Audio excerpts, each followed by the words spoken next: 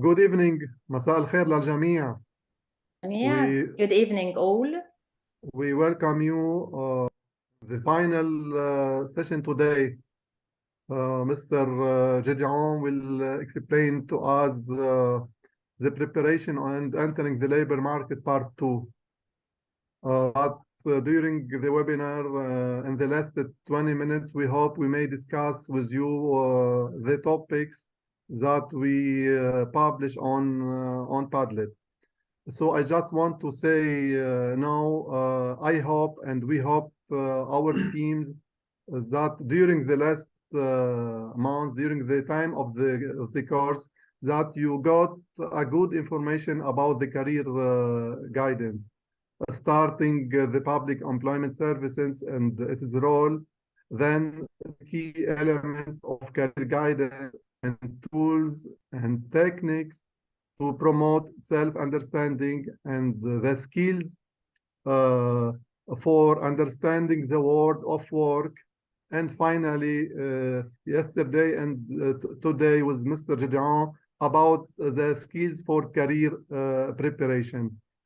From here, we have to understand the correlation between career guidance and labor information market. Okay. Please, we shared on the chat box the link to Padlet. Yesterday, we added 3 questions related to career guidance, the gaps, okay, the idea of cooperation. Please feel free to write your idea in English or in Arabic, okay?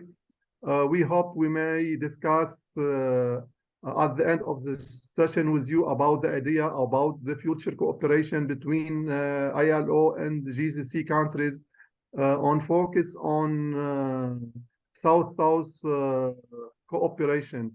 So please open the link and try to write your idea. Now, Mr. Gedeon, the floor is yours. Please, you may start your presentation. And if you want to add any other topics or idea before start your presentation about any recommendation, we are happy to hear from you. Thank you. Thank you, George, and greetings to all of you. It's nice to see you or be with you at least for this last session that we are going to have together, and it's focused on the labor market and actually how do we prepare our young people to actually make an entry into the labor market. Yeah, the plan that I have today is the PowerPoints are just 4 or 5 slides, and then I'll go to the lecture notes itself in order to look at the different activities that you could plan and the different skills related to preparing young people for the labor market. Yeah, so let me bring up my slide. Okay.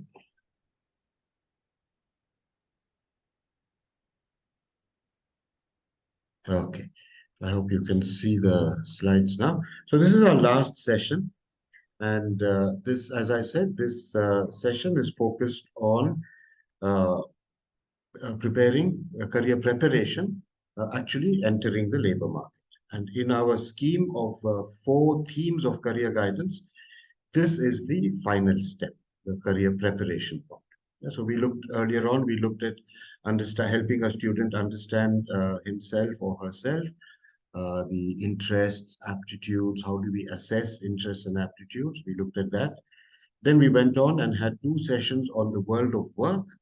And we looked at how do we actually package career information as career dictionaries, how we can use standard career information sources like the ISCO to create a dictionary for a particular country.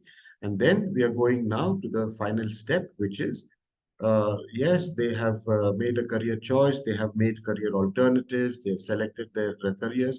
Now, how do they actually enter the world of work, the career preparation part of the 4 steps?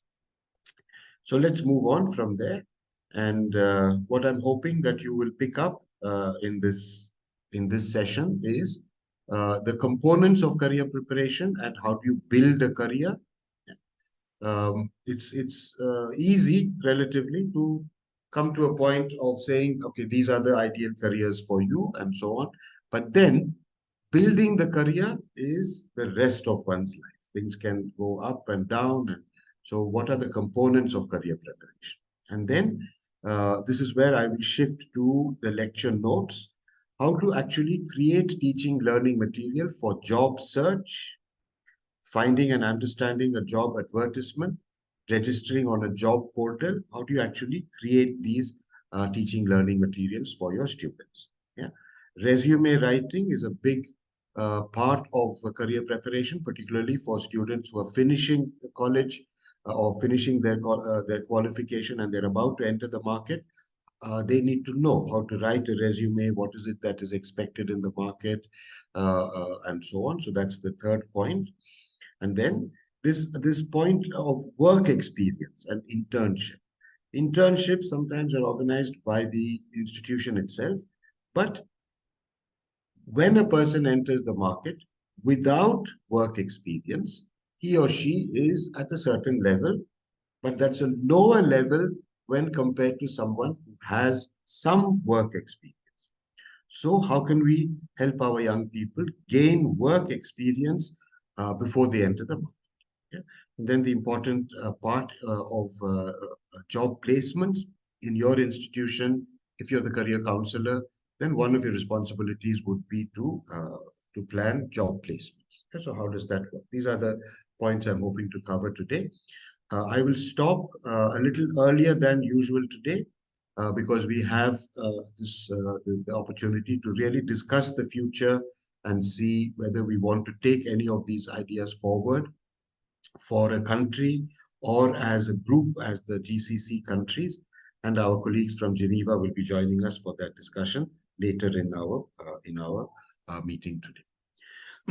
Right. So what are the career preparation? But what is career preparation? What are the components of career preparation? Yeah.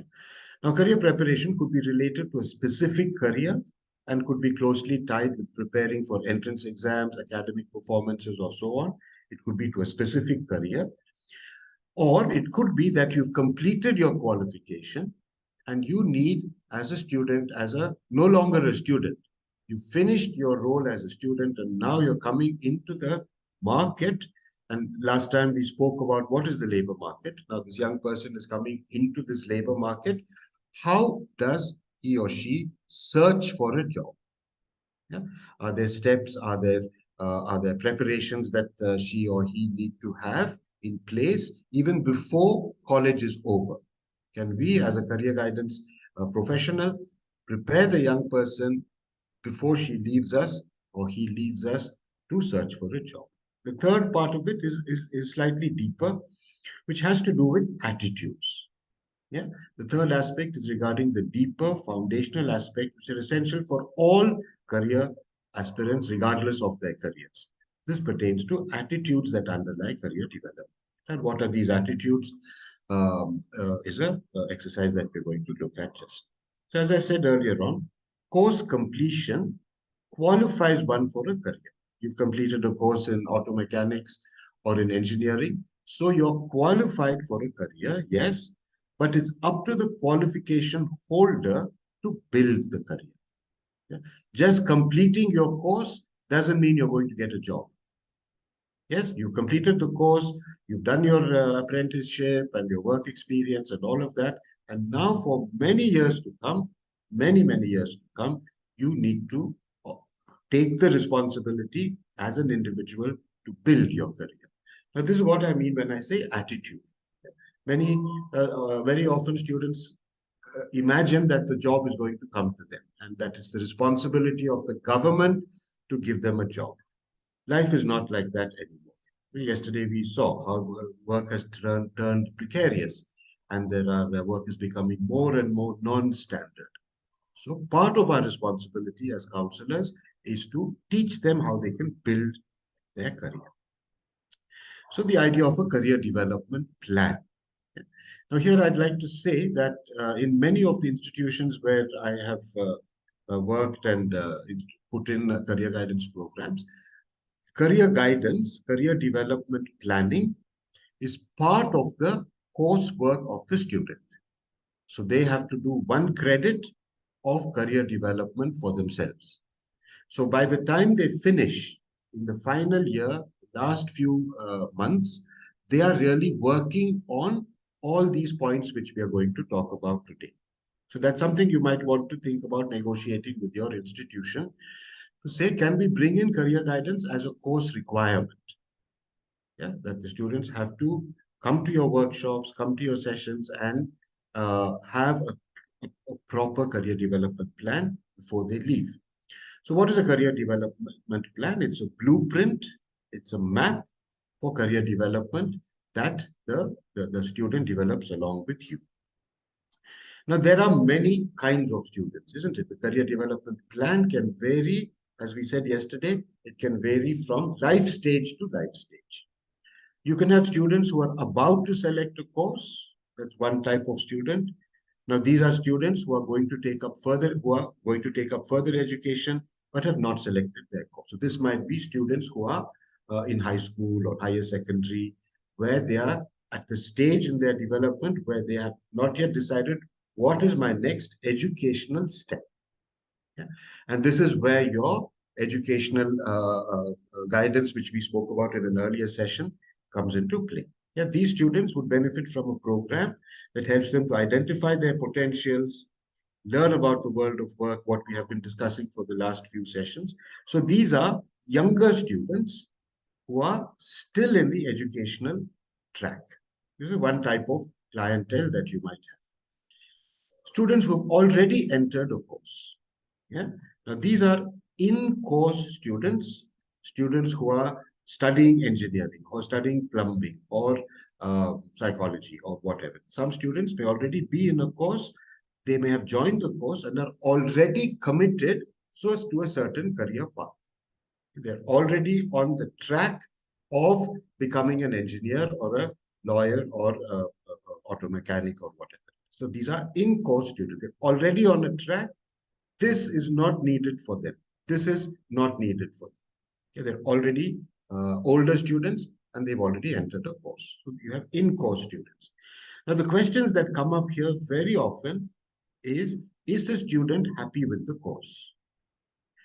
And so often we find that if there hasn't been proper career guidance earlier on in the previous stage, then they are in a course without having thought about it. And they've made a choice, entered a program, money has been spent, or a project is paying for their money, but in their heart, they are not happy with the course.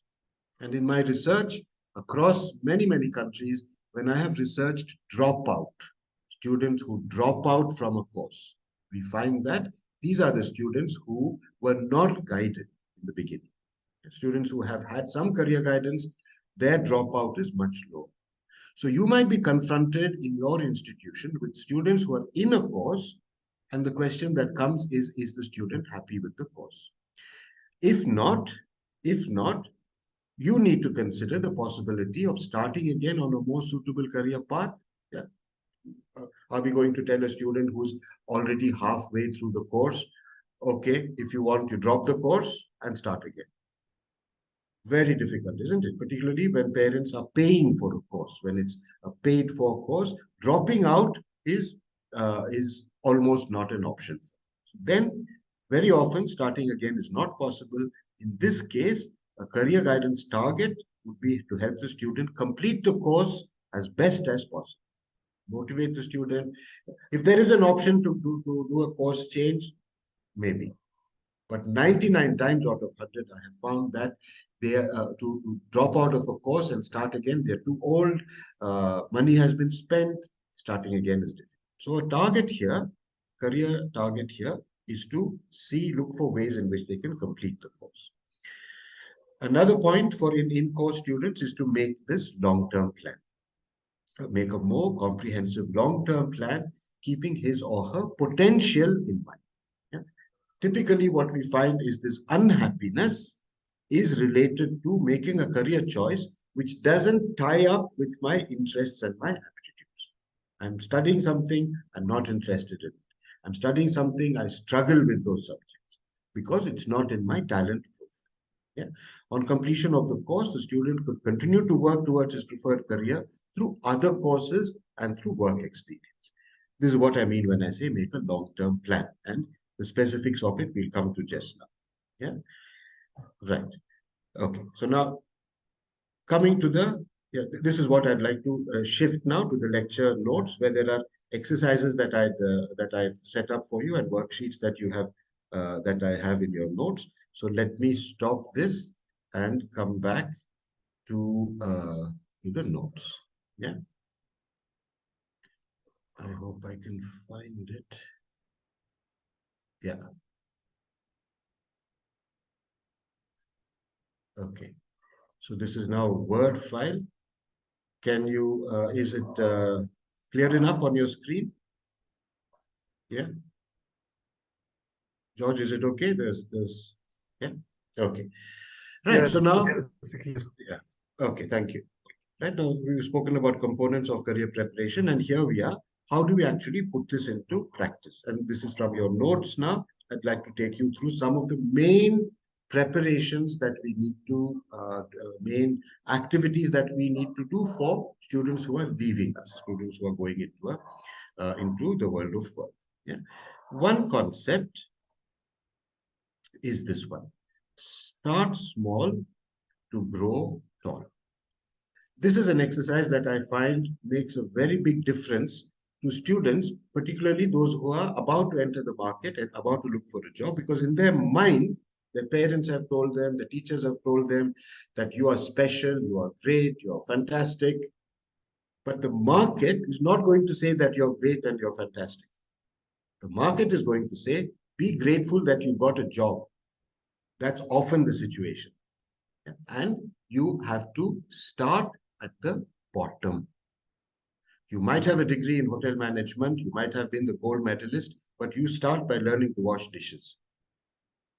This thinking is a shock for students when they come in and they are upset, they're unable to cope with this kind of a demand on them. So an exercise that will help them to learn, start small to grow tall. That's an exercise that's there in your notes.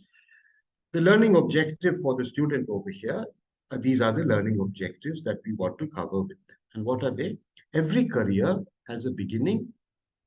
This beginning is usually small. Very rarely will you get a chance to start even at the middle. Start at the beginning, and the beginning is usually small. A career has a center, but it is made up of layers. Yeah, and what do we mean by this? Each layer is connected to the previous layer. So as your career develops, if you've done your previous job or your previous step properly, the previous layer, then the next layer becomes richer for you, richer financially, richer in status, richer in promotion. But if you've not done your first step properly, you were an apprentice, and in the apprenticeship or in the internship, you were not participating, you didn't do very well. The next layer is also, as time goes on, the next layer is also going to be weak. Each layer adds something new. A successful career keeps growing beyond the previous layer. Yeah, and I'll come to the worksheet just now.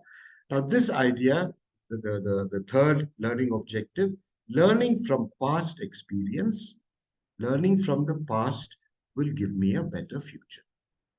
See, we lay in career guidance so much of emphasis on the future, the future, the future. Yes, absolutely. The future is what career guidance is about. But there is no future without a past, isn't it? So it's what you do today is what is going to affect your future. Now, the other point, particularly if you remember from what we spoke about yesterday, success does not always mean going up. Yeah, we think that career is a ladder and we go from one step to another step to another step. Career success is not always about going up. Failure is a part of success. This is something that young people need to be at least thinking about before they leave the safe environment of a college. Yeah? You try for a certain job, no response. Try for another job, no response. Another one, you make it up to the interview, no, you didn't make it at the interview. Yeah. So part of success is failure. Experience is a vital part of career development. So that's where work experience, we'll come to an exercise shortly. Work experience makes a very big difference. And the final point in this exercise is my career grows with me. These are the learning objectives. Now, how do we use this worksheet? I'll come to the worksheet just now, but for your preparation, there is a worksheet called Start Small to Grow Tall. Start small to grow tall. And then there's a flip chart, and I'm just coming to that in the next page. The flip chart is also start small to. So the exercise is called Start Small. Yeah, start small. Here we are. This is the flip chart. Yeah, this is a template for you to reproduce. This is something that we use a lot with college students.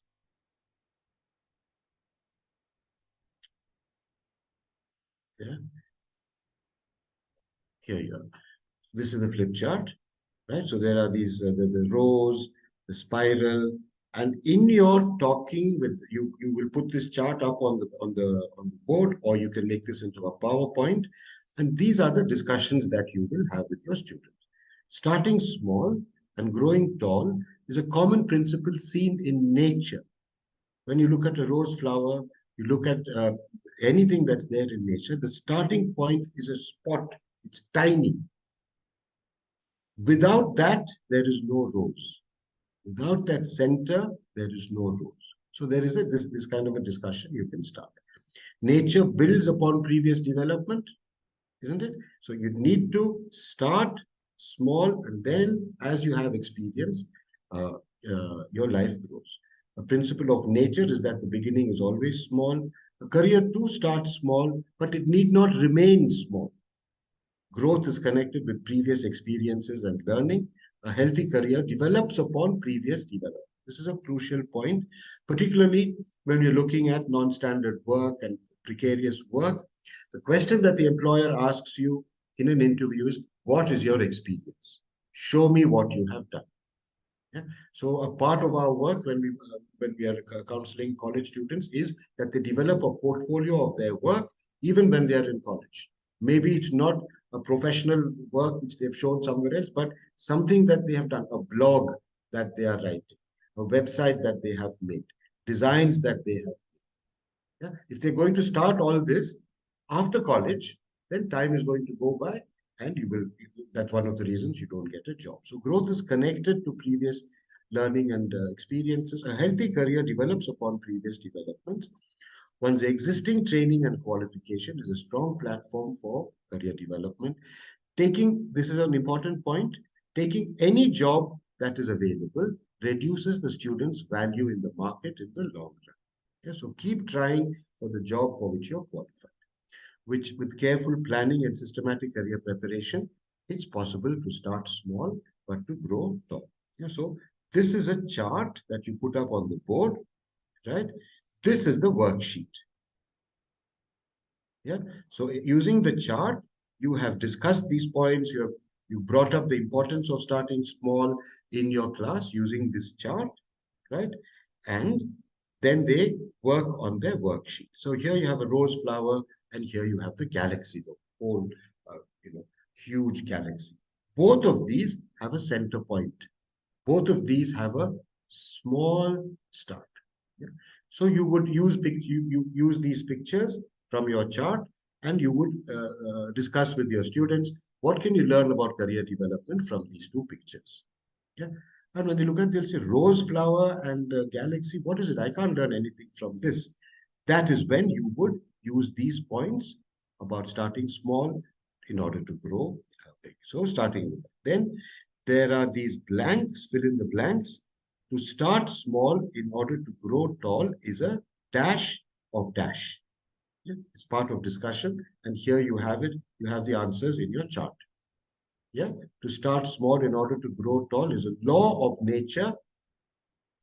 A career has a beginning, and the beginning of a career may be small. You can see these are the blanks. Career has a dash, and the beginning of a career may be dash. Yeah? So this is something that you can do in your class. Third point, your qualification may be the beginning of a career. A job related to your training gives you a better chance of career success. These are the blanks, these red points. And as you go through each of these points here, you would discuss with your student. Yeah? Learning from experiences would ensure that your career is growing and is not boring. Planning for ongoing qualification is an important part for career success. Number 5 here, this one, planning for ongoing qualifications is important for career success. Now, there's no other way for success other than keeping your qualifications up to the mark. Yeah? Because the market is changing so rapidly. Success does not always mean going up. So dash does not always mean going up. Learning from failure is a part of success. Experience is more important than success or failure. Career success means mixing the past with the present to create a new future. There is no such thing, according to me, there is no such thing as a future. There is a future only because there is a past and a present. And what you do in your present defines your future. Points for our students to learn. I must learn to build my career with my experiences and qualifications. The value of experience decreases. This is a very important one.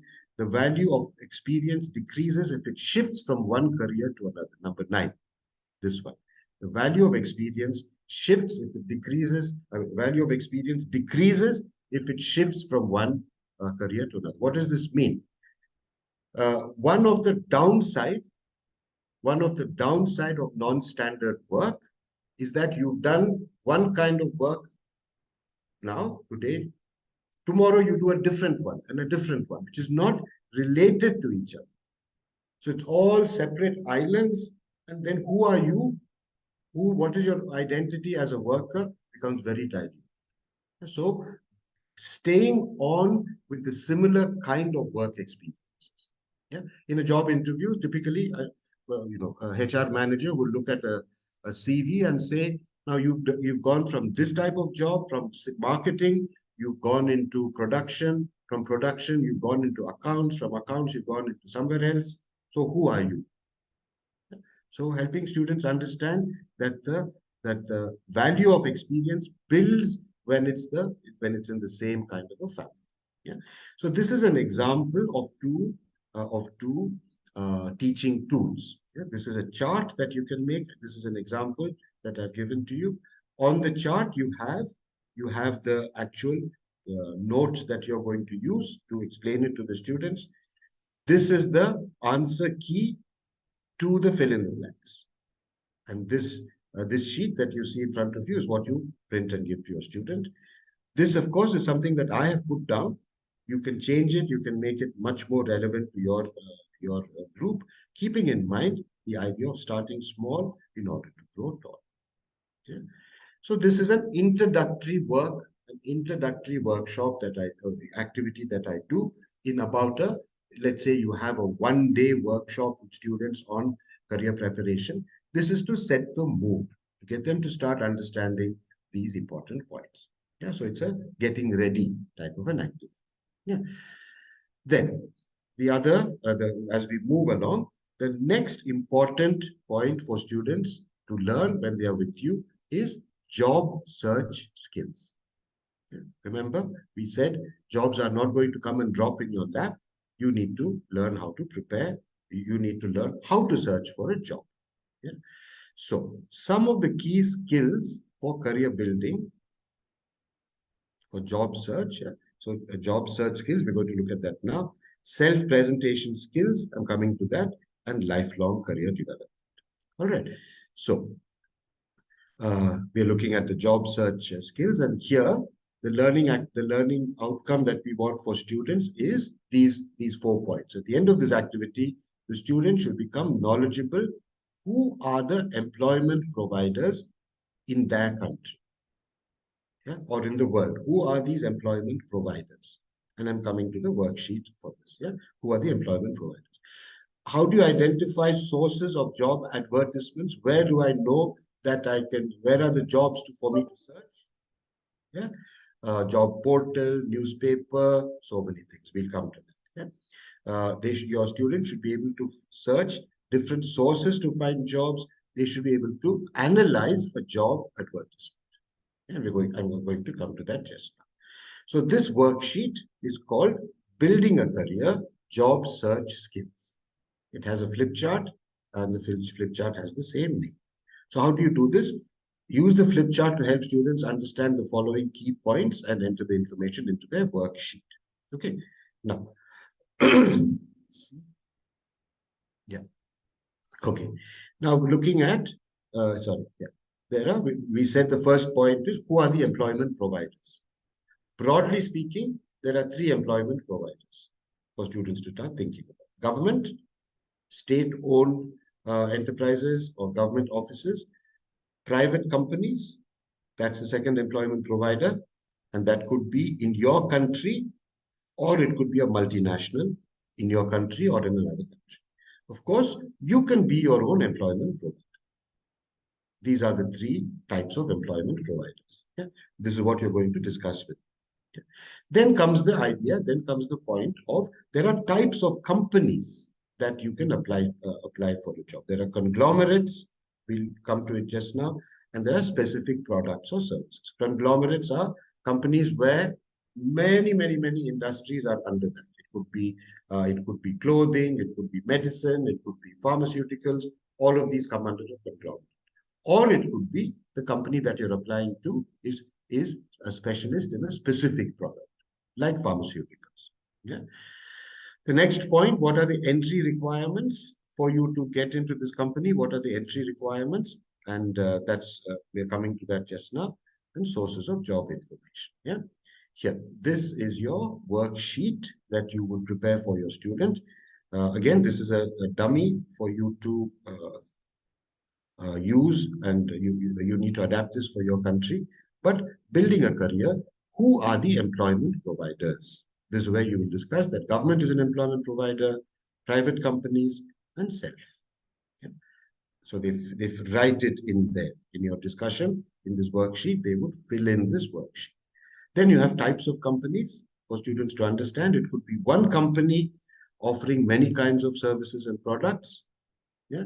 And you could get a web link of a conglomerate in your country and have it here as an example.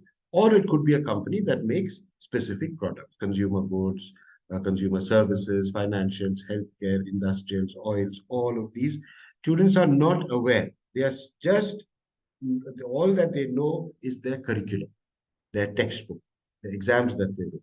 Now, when they look at the world in a workshop like this, they realize, oh, am I going to be applying to a telecommunications company, or am I going to apply to a huge conglomerate where telecommunications is one part? Yeah. Depending on your qualifications, you can look for a job in any company, right? Right. Now, coming then in the same worksheet to entry requirements. Yeah, what are entry requirements? And here you have entry requirements. Different companies have different kinds of entry requirements. First of all, students need to know that preparing for a job, there is a CV that you write, but that CV has to be changed and designed for each company that you're applying for, because different companies may have different entry requirements. What are these? What do we mean when I say different entry requirements? Some may require you to apply on an application form. They may have a form which you need to fill up. Other companies may require you to register on their portal, on their website. Some companies may have an entrance exam. Yes, this is what we mean when we say different entry requirements. So are you prepared? I mean, is the student aware that they may need to fill an application form, or they first need to register on the company's website? Is there an entrance exam? All jobs, regardless of the job, requires a biodata, application letter, and a description of your skills and work experience. Yeah? This is the answer key to this part of the worksheet. Right? Can you recognize it? Different companies have different kinds of entry requirements. Some may require to apply on the company's website. Some other companies may require it's a register on the website and so on. Okay, so this is it's a very short exercise, but it's an important orientation exercise that students find very helpful if you can do this. Right? Now, where do you find job advertisements? It's the same worksheet. I hope you can make out in this exercise. This takes about 45 minutes or so for you to go through it. Now, where do you find jobs? Newspapers. Yeah, even now, it may be there is no need to look at the printed newspaper, but all newspapers have a jobs section. So bring a newspaper into your class, show them or take them to the website of that newspaper, and on Wednesday or on Friday, regularly there are job advertisements. So introduce students to these national and local newspapers. There are job notices. Yeah. Sometimes when it's a very local job, you might find these job notices advertised in shops or in restaurant windows, in libraries, supermarkets, community notice boards. Yeah. Teach students to look for, because starting small, maybe you start here. Maybe this is the place where you're going to get your work experience. Then the idea of recruitment agencies. There are agencies whose job is to link you to employers. So introducing students to recruitment agencies in your part of the world. Yeah. Personal contacts. Now, this is something, research has shown that this one, personal contact, sometimes is the most powerful most powerful way of finding a job. Yeah? Your friend's father, your uncle's employer. Yeah. So going to your personal contacts, letting them know that you're looking for a job, sometimes that makes a very, very big difference. Yeah.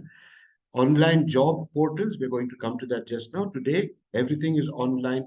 So these are portals that advertise jobs. Some of them can also store your CV on their database. We'll look at it just now, helping them to identify these job portals for your country. Yeah, and these portals are where employers come and they search. They are looking for a sales representative. So they will put the keyword sales representative into the box, the employer, and your name and your CV may come up. Yeah. So this may put you directly in touch with employers. Go to these websites and learn more about job searching through online portals. So this is like a 2-hour exercise that we do with students, where we, in the classroom, we bring the portal on and they can see that these are the requirements of the portal. Then they have all their material ready, their CV and work experience certificates, etc. Then they learn how to upload their material onto the job portal. Yeah. There are also company websites. Companies sometimes advertise for jobs through their websites, and the student can also learn how to do this. Yeah. So can you see now, we started earlier on with the general attitude exercise. Now this is specifically about jobs. Who are the employment providers? What are the types of companies? What are entry requirements? Where can I find a job advertisement? Yeah. So if you do this whole exercise, it takes about 45 minutes. Moving forward, here is the chart. Yeah.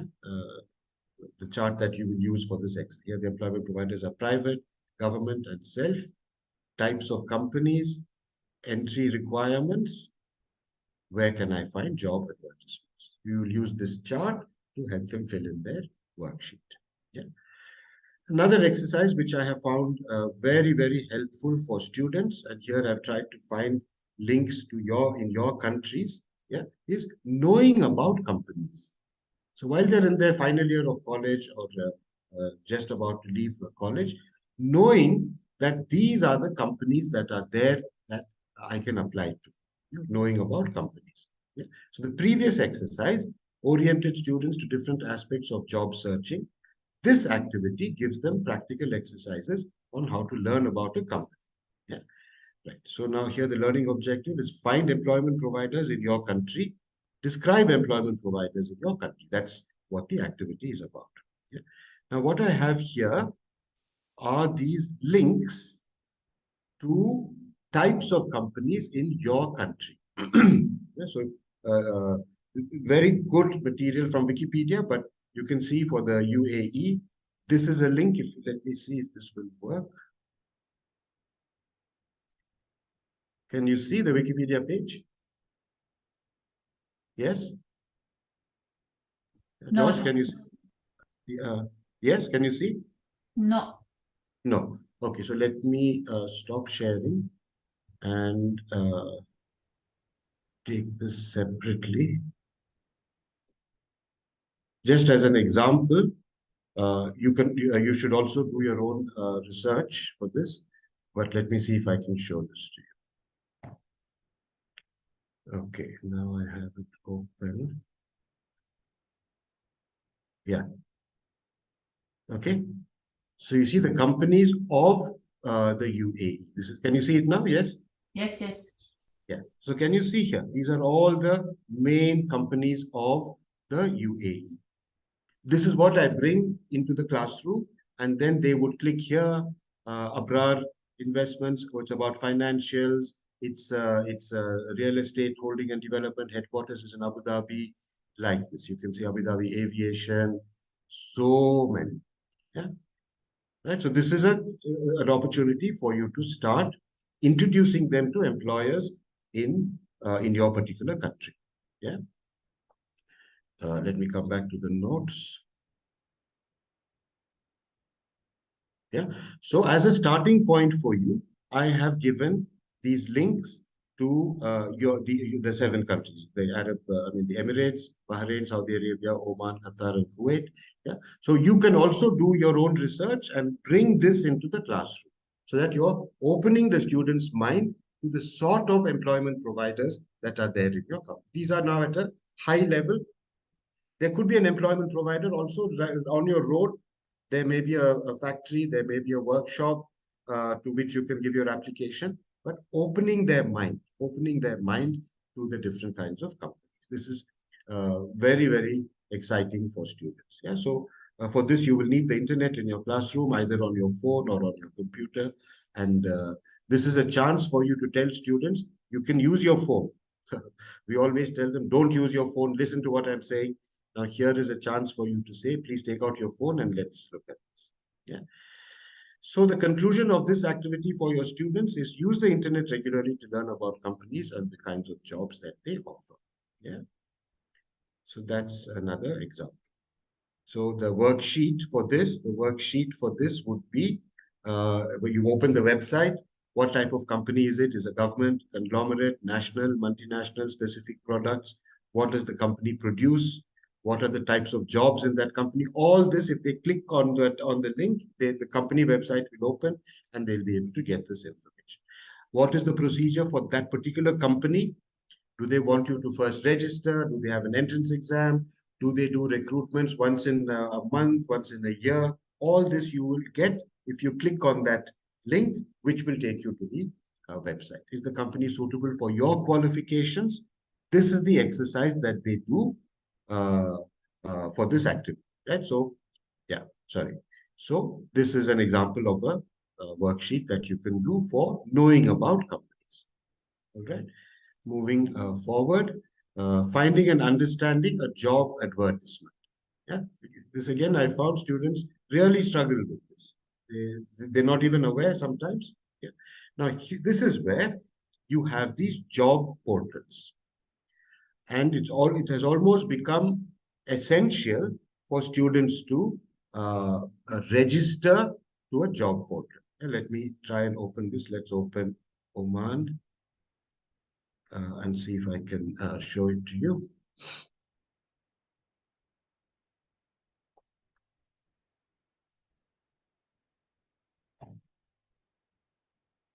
Yeah.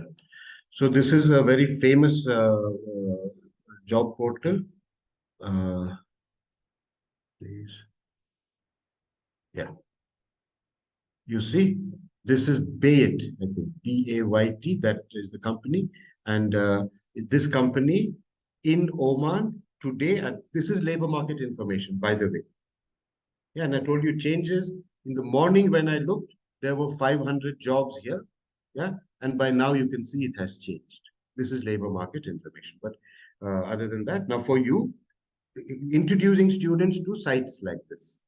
Yeah, this is jobs in Oman, and there would be similarly, can you see all these other information, the city, the industry, all that.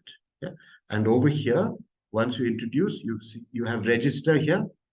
And if the student clicks on this, it will ask you to create your CV, upload your CV. See, all these supports, all these helps are there.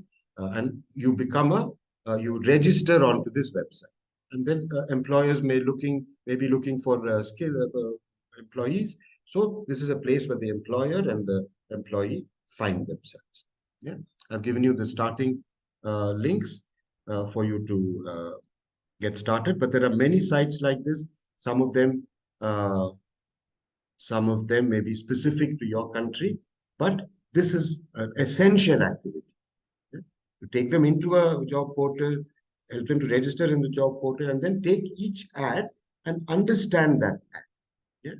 Give a sample of job advertisements in the worksheet, and what is the name of the job, what are the qualifications needed, documents to be submitted, application procedure, what is it that advertisement is saying. Yeah? Here is the worksheet, understanding a job advertisement. This I've taken from the internet for some Saudi Arabian company. So it's the job details. So this is the ad. What you see in front of you is the ad. We give this out to the student, and then they do the analysis. What is the name of this job? Yeah, the name of this job. Yeah, it's an information technology. Yeah, qualifications. What are the qualifications they are looking for? You would find it here if you read this carefully. The student reads it carefully. They would get that. What are the documents that should be submitted? What is the eligibility? All that information is there in this ad. Yeah, how to apply? The ad will tell you. So giving them ads like this and doing an analysis, so that when they're really applying, they know what to do. Yeah. So this is another very, very powerful exercise. Registering on a job portal, I just explained that to you. Take them to the portal and take them through the steps and stages of register. Yeah. Right. So here again, the job portal. This is the worksheet that you will prepare for them. And those are the links. You've given the company name, company type, and then 4 or 5 like this, which you get them to start practicing. So the advice to the student is set aside time for job search activities. Understand that looking for a job is sometimes stressful and frustrating. That's the first thing that you need to help your students to cope with. Here they have done, fantastic course, they love the course, etc. Now they imagine the job is going to come like this to them. It's a slow process. There are more failures than successes. Inform your family and friends that you're searching for work, as they may have information about current job openings in their local area. Registering, here are the steps. I've given you the steps for this. What is the name of the portal? Write down the steps. Yeah. Then, as I said, there may be portals specific for your country. So you need to find that. Yeah. Right. Okay. Now, one of the things that I get my students to do is when they make an email ID, yeah, this is about registering on a job portal. If you don't have an email ID, start a new one with Gmail or one of the big service providers. Now, your email ID should create a professional impression. Yeah, if your email ID is some pet name, here is one. This is a real email ID. Boo Boo Baba Boo Boo is the name of this email ID. So when an employer looks at this, he will wonder who's this candidate. Yeah, so to make a professional email ID, something like this, for example. So very simple things, but these can make a huge difference when the HR manager is scanning through hundreds of applications. Yeah. So when they are with you, making an email ID, yeah, making a biodata, we'll come to that just now, right? So that's another exercise. Now comes this very important part of career guidance, which is making a resume. Now, I don't know if you recruit people, but in my office, every day there are applications from young people. And when you look at it, I feel like holding my head in my hand. They have not been trained on how to present themselves to an employer. Self-presentation skills. Yeah, I get applications which say, dear friend, hello friend, hi, hey, this type of openings. Yeah. Sometimes there is nothing in the email. I'm supposed to understand that there is an attachment. No HR manager is going to bother. So that first impression is the make or break. So the employer's first impression of the applicant is the cover letter and the resume. So in my institutions where I work, by the time they leave us, they are, particularly if it's part of their coursework, that 1 credit course, they must have the resume, which has been checked, corrected, spelling mistakes have been checked, and it's like having their diploma. So resume and cover letter should be ready. Yeah. So the first decision about whether an applicant is going to be taken to the next step in the recruitment process is often based on the first impression that the candidate makes. It is vital, therefore, that the student knows how to present himself or herself through the cover letter and the resume. So here, this is a long exercise. Sometimes this takes a whole month where you teach them in your workshop using these worksheets. You teach them, they go back and they write their resume, they give it to you, you check it, it goes on round and round like this. Yeah, but it's something that's kept as an important exit document that they carry. Yeah. So now how does this work? How to write a good resume? I've given you an information sheet that you can use in your workshop on how to write a good resume. Yeah. So now the points that you will discuss with your students is, why do you write a resume?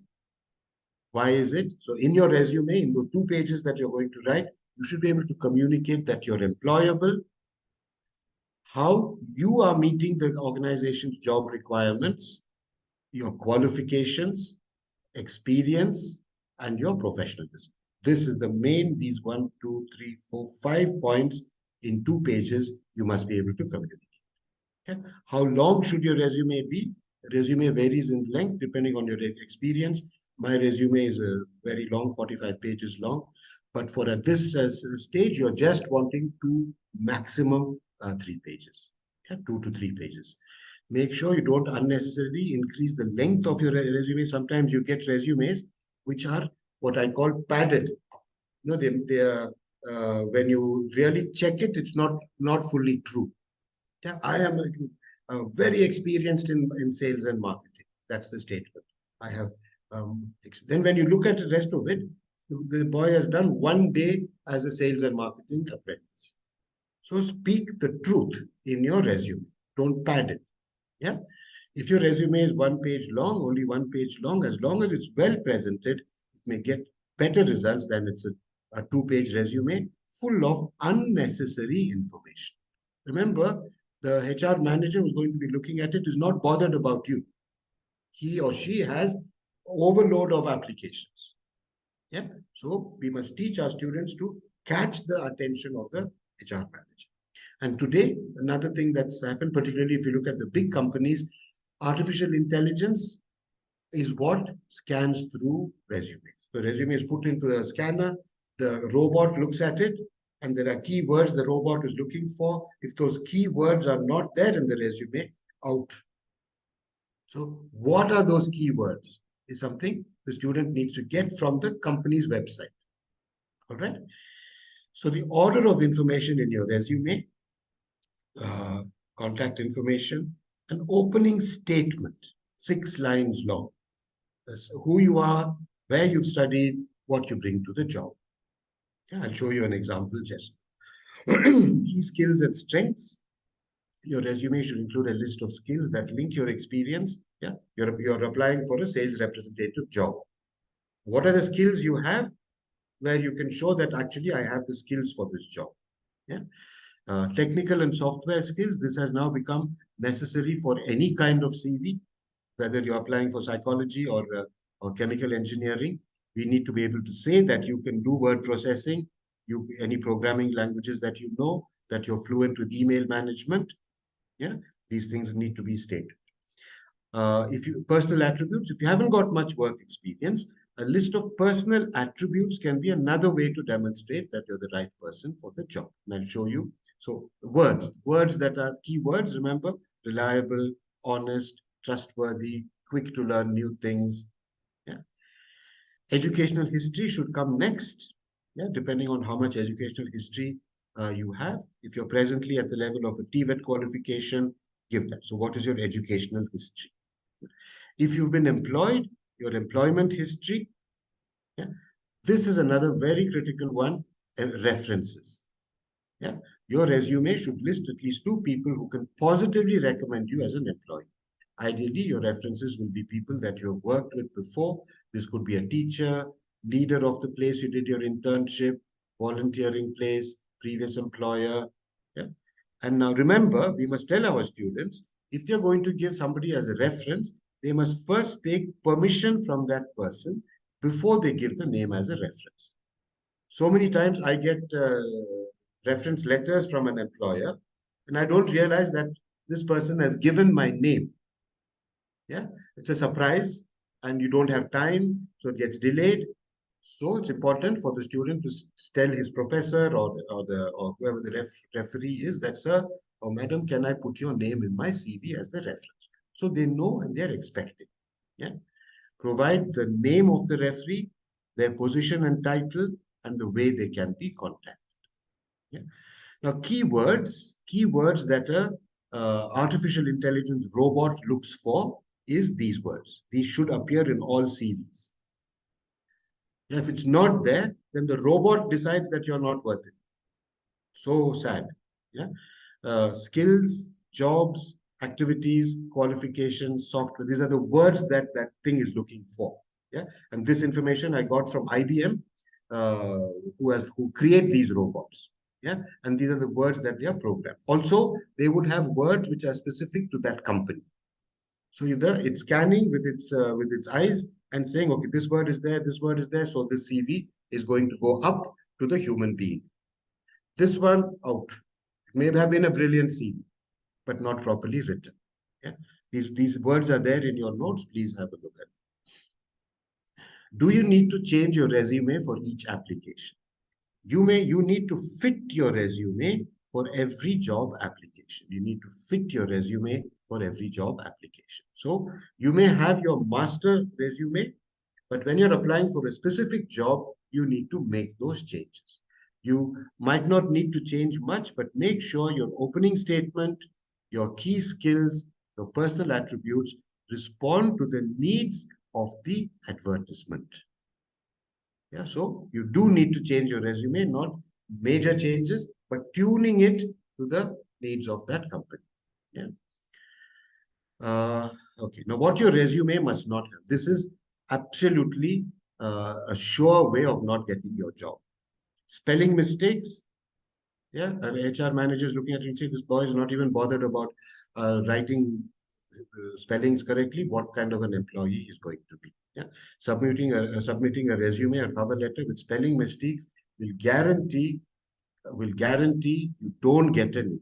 You should spell check your resume before sending it, but you should also get someone else to read it. This always helps, and check for mistakes. Don't include images on photos. This is something which is controversial. You know, some companies want photos, some don't want photos.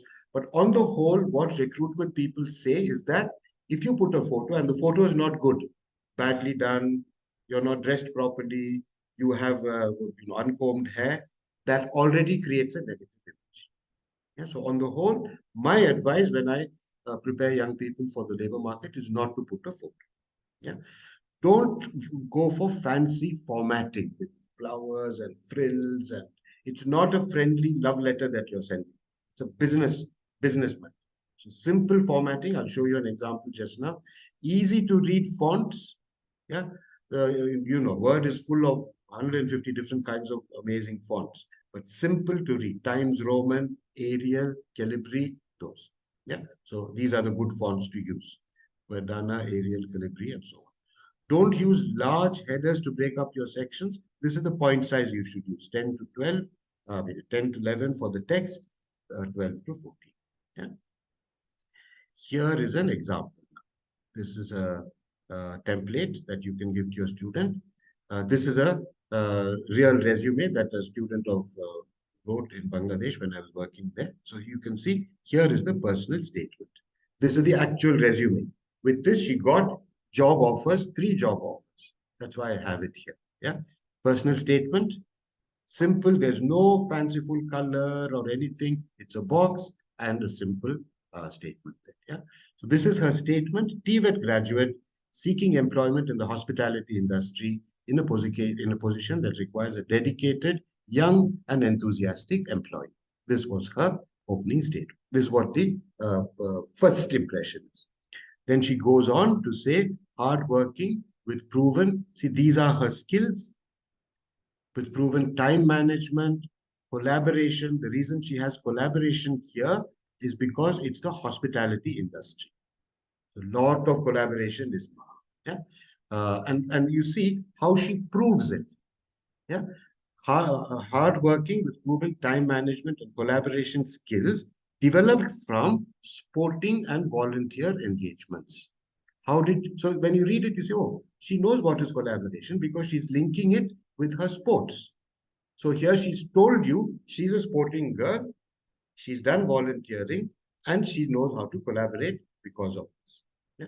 Strong interpersonal skills enhanced by taking part in theater activities, etc. Can you see? She's in very short line.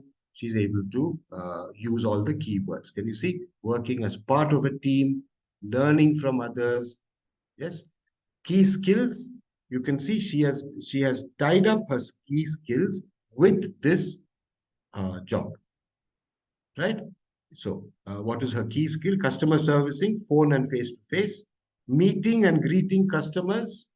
That's what the job is about. So she's telling you that I have this skill. Organization of files and documents, either manually or through a software skills, problem solving, managing dissatisfied customers, see, related to hospitality. Yeah. Software skills, I've undergone training and have experience in so you can see this is her software skills. Education, she's not very highly educated yet, fresh student. Yeah. So this is all her education is, and that's what she's saying. She's not listing a whole lot of things that she didn't do. Diploma in front office management. Yeah. She's given her grade. Yes. Diploma in front office management, higher secondary and high school certificate. Then she says here, I plan to continue my education once I have greater financial stability. Other qualifications, something an employer looks for very much these days. This is important, but a question that they often ask is, okay, great. What else have you done? What other experience do you have? Yeah, I've taken up short courses in basic computer skills, and she's given the institution. Yeah, certificate in public relations, languages known, not much. She's a young person, but this is something else that she has to offer.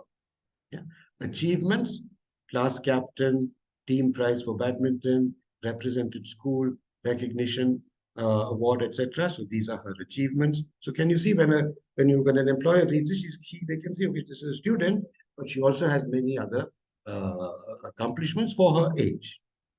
Personal attributes, communication skills, honest, flexible, work experience. This perhaps is one of the most important. So she's putting down there, her work experience is in this hotel.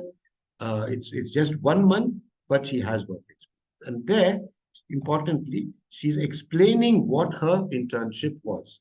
My duties were to respond to incoming calls, process check-in and check-out of guests. You see, all related directly to this job, hotel job. Yeah. So she's telling you that I've done this thing. Volunteering, something that looks very good in a CV, yes, and something that we need to build into our students' work. Yeah. And these are her referees. Yeah. All relevant documents are attached with this resume. So a company, if she's going to put this up on a job portal, the job portal will ask you to upload your certificates. Yeah. So that whoever is interested in you would be able to see it. This is an example of, there are hundreds of ways of doing a CV. This is one. Now, 5 minutes more and I'll stop. Cover letter. One thing to have a great CV, but remember, before the person sees the CV, they look at your cover letter. Right? And as I said to you now, I get emails, no cover letter. Cover letter is written as if we are chatting with each other, and it's my great pal, my friend. Yeah, that's not what we want. So this is an example here. Your contact information, full name, full postal address, and a formal looking email ID. The to address, the employer's address, date that you're writing. Sometimes I get cover letters which have been dated 1 month ago. So then I get the feeling, so this cover letter was given to someone else. I'm also getting the same cover letter. I'm not interested in this client. Yeah? Begin how to start the letter. Begin the letter. This is a very cultural phenomenon. Yes, in your countries it may be very different, but the formal salutation, whatever, sir, madam, Mr., professor, whatever the cultural expectations, this students must really understand. Yeah, maybe Mr. and Miss is not acceptable in your part of the world. So what is it? What is a formal salutation? Yeah, you need to put a subject, insert a subject line, application for the post of the name of the post. Very, very, very, very important. Exactly the same as the advertised name. Front office clerk, accounts assistant, art and design teacher. Because remember, the computer may be looking at this. And if it doesn't match, you may not go further forward. Yeah. Body of the letter, there's an opening paragraph. In the next 2 paragraphs, provide examples of your skills. Be sure that you've attached your CV. Final sentence, that final sentence also should be formal. Yeah, final closing sentence. Yeah, sign the letter as yours sincerely, yours faithfully. Again, what is it expected in your country? Yeah, type your name at the bottom. Again, spelling mistakes. Keep your CV separate from your cover letter. Here you have the cover letter and the CV separate from each other. Cover letter may be the email itself, and the CV may be the attachment. Yeah. Okay. Here is an example from the same student. This is the CV that won a job.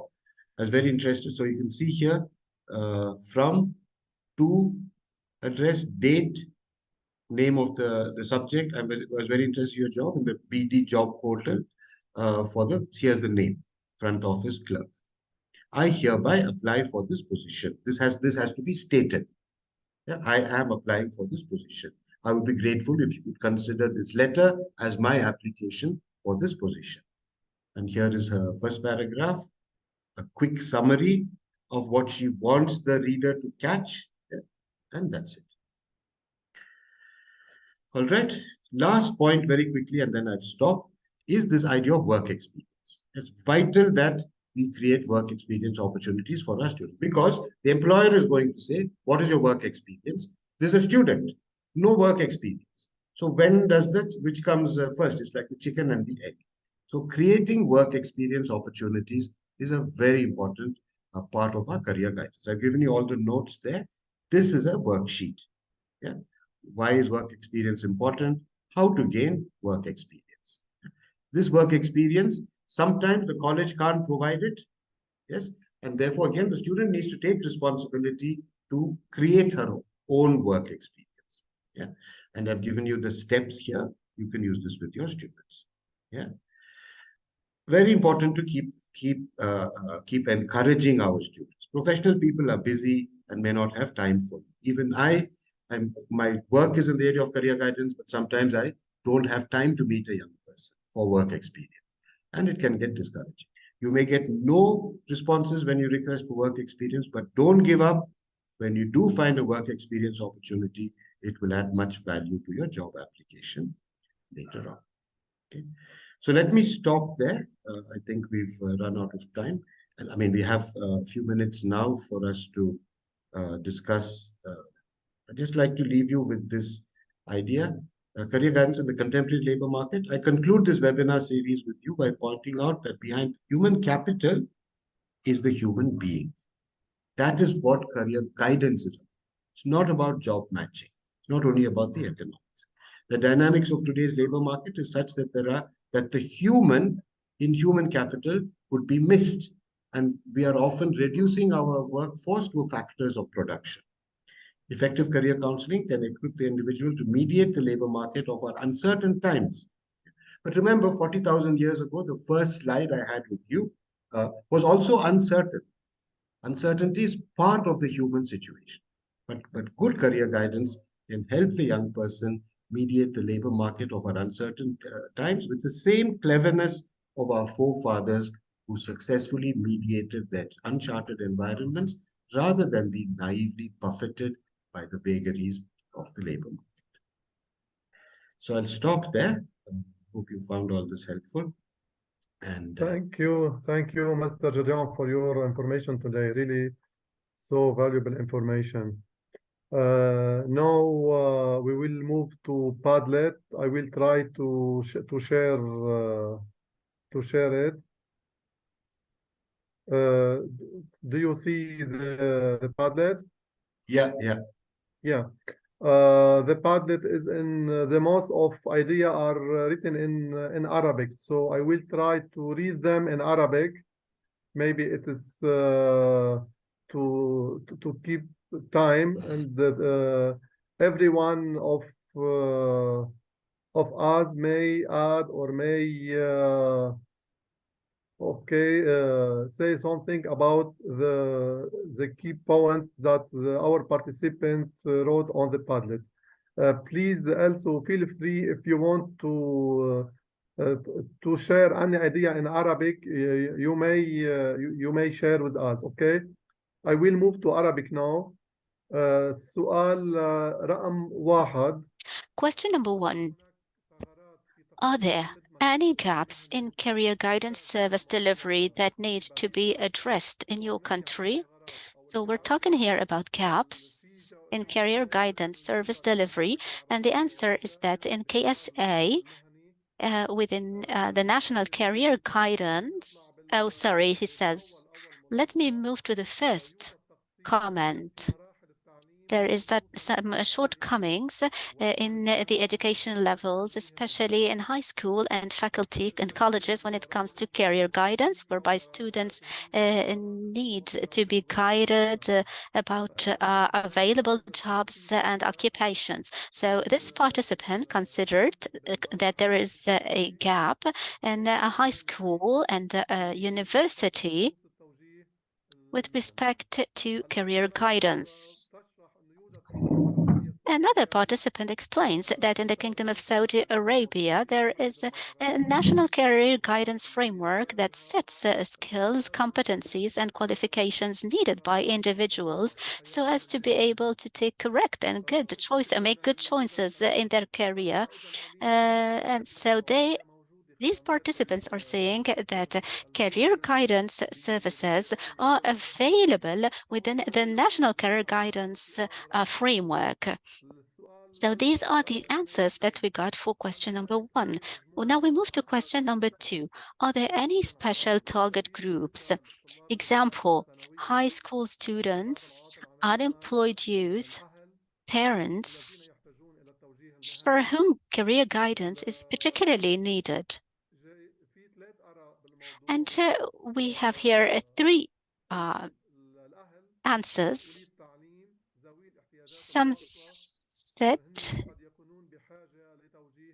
that parents, especially parents of people with special needs, might need also to have some career guidance. Second, everyone needs to be able to know how to make choices, to take decisions, and this can happen through the establishment of an integrated system of education and career guidance services, be it for students, workers, employees, or job seekers. Third opinion,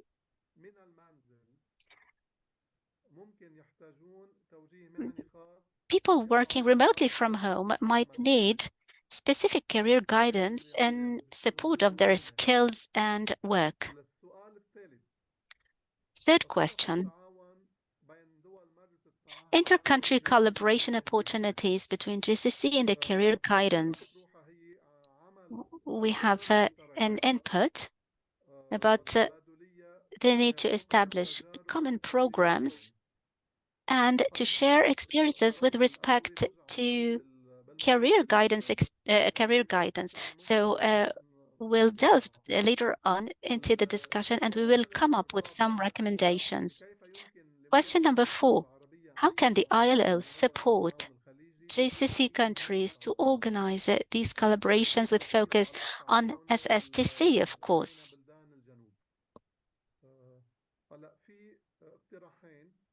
Here we have two suggestions. First, organizing workshops to identify the appropriate method or approach, and sharing international practices and experiences. Second, designing joint programs within the international skill frameworks. So these were the inputs of the participants. Before I share with you my opinion, and then I give the floor to Mr. Gedeon and to my colleague Duncan to do so as well, I'd like to know if any participant wishes to add up anything to what has already been mentioned. Of course, you can talk in English or Arabic before we share with you our inputs. Please feel free to do so. يعني إذا بتحسوا حيلا سؤال. So if you would like to add anything or any idea that you would like to add, or you would like to add any additions to one of these questions, go ahead. Of course. Can I intervene? Yes, I would love to add. I'm speaking to you from Riyadh. And I'm so sorry because it's the previous time. In sometimes we just miss the electronic programs to make you understand the tendencies for the person, for the student, or even an unemployed person. I think we need to add these programs also to understand the students' tendencies in high schools, the qualifications, and I can see this interest growing and surging within families. I think we can work on them, develop them, and to help them to put down CVs. Also by the collaboration with the ILO, we can also help the Middle Eastern's youth or the European youth and how and where our tendencies or their interests are going. Is there anybody who wants to make any further addition? Yes, please. Regarding the targeted groups, on the other side, we would like to list the governmental institutions and non-governmental institutions regarding the health sectors, industrial sectors. We need to focus on them and to train them, as you have already said before. The students, the job seekers, they need to understand what is the needed qualifications, what is the courses that I should take to seek my job path or career. I need a long-term plan. I hope actually that as we have just gone through these sessions, I hope that it has been done with other countries in the GCCs as well, because it was really useful and was really important to make them aware where to go, how to guide the students in after 10 years or 20 years. This is paramount. Is there any other additions? Yes. Go ahead and I will continue. Can I? Sure. Yeah, I think having listened, or I also had a chance to look at some of the replies from participants, and I also just want to add the one or two things, especially when you're looking at the inter-country collaboration opportunities. I think one of the key opportunities is sharing good practices. Like you will understand that either there are some countries that are already doing very well when it comes to issues around career. Either they have a working platform and another country from GCC can learn from them. So I think there is an opportunity of sharing good practices. That's number one. I think number two also is also creating and strengthening networks. So these can be either networks at the regional level, also even at within working closely with the employers, working closely with the workers' union, so that this can be strengthened. So I think strengthening of our network is also a very important thing in terms of opportunities for collaboration. And the other thing is also sharing of data. I think data has been a key part of discussion throughout these webinars. So sharing of data is also very important, because when data is available, then it also supports either, you know, how many people are unemployed, how many young people are out of job. You know, with the advent of COVID, you know, a number of people either they are out of jobs and all that. So I think the aspect of sharing data is very, very important among GCC countries. So that's another opportunity that's available, and also is linked to research, because again, research is linked to data. So when there's information, then it also becomes very easy to address some of these issues related to career guidance, related to unemployment among young people. And the other thing that I want to comment on is how can the ILO support GCC countries? Just to mention that I think the aspect of capacity building is very key. What we are doing right now, sharing some of these good practices, having this session provides a very good opportunities for member states to learn from each other. So that's all from my end. Thank you very much. Thank you, Duncan, for your idea. Sure, it's important, the cooperation between the GCC countries and ILO. Mr. Gideon, do you want to add any idea, any recommendation? Yeah, very quickly, just a few points. First of all, thank you to those of you who made your comments. I think it's quite insightful and helpful. Now, at the end of this my time with you over these 4, 6, or 7 different sessions, there are some points that I think Duncan has already mentioned, and 2, 3 other things. One is, see, career guidance is not a program. It should be part of the system. Yeah? We cannot say career guidance, there is one career guidance workshop that's being done once in a year. That has almost no effect. But if it can be brought into the mainstream, so that means it's part of the high school curriculum.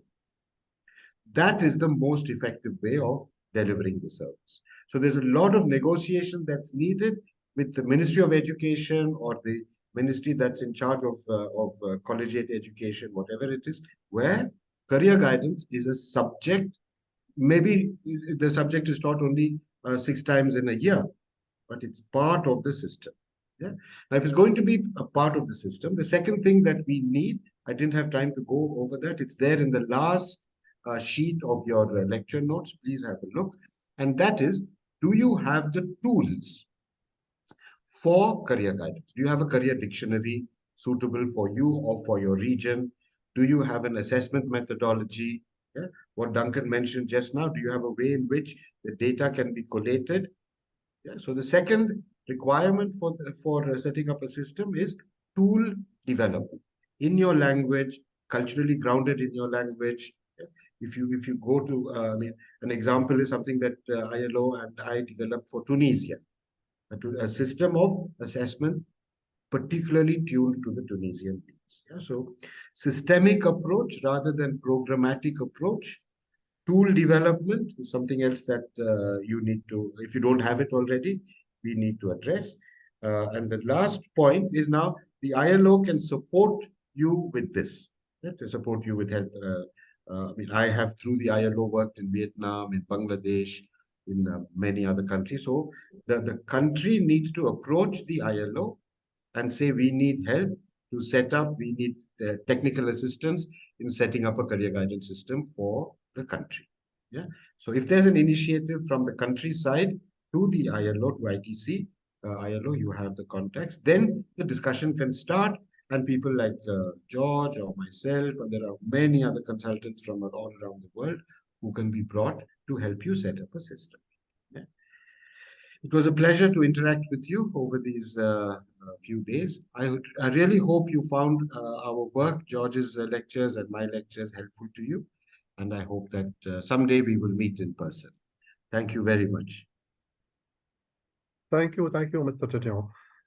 Sure, Diallo is ready to cooperate and organize like workshop related to career guidance to exchange experiences between GCC countries and ILO experts based on the South-South cooperation.